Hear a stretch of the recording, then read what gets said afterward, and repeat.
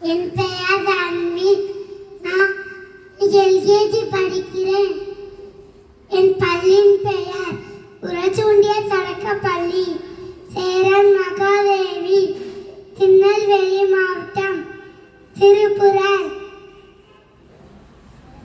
அறம் செய்தால் மானம் சேர்ந்தால் இளமிசை நீடு வாழ்வார். வணக்கம், என் பெயர் திஸ்வி திஸ்யா.